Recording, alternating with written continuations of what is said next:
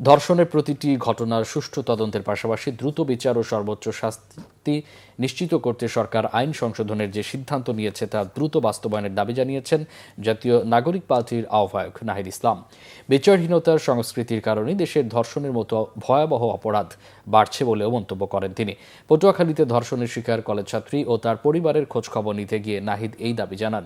Patuakhali medical college হাসপাতালে চিকিৎসাধীন ভুক্তভোগীর খোঁজখবর নেন জাতীয় নাগরিক পার্টির আহ্বায়ক। পরে পটুয়াখালীর জেলা প্রশাসন ও পুলিশ সুপারের সাথে মতবিনিময় শেষে সাংবাদিকদের সাথে কথা বলেন তিনি। জাতীয় নাগরিক পার্টির মুখ্য সংগঠক হান্নান মাসুদ, জ্যেষ্ঠ যুগ্ম সদস্য সচিব ডাক্তার তাসনিম জারা, যুগ্ম সদস্য সচিব মুজাহিদুল ইসলাম, গণতান্ত্রিক ছাত্র সংসদের কেন্দ্রীয় কমিটির সদস্য সচিব জাহিদ আহসান সহ অন্যান্যরা এ সময় তার সাথে ছিলেন। পটুয়াখালীর এই বোন আমাদের ভিকটিম, তিনি একজন শহীদ পরিবারের সদস্য। তার বাবা এই জুলাই গণ অভ্যুত্থানে শহীদ হয়েছিলেন।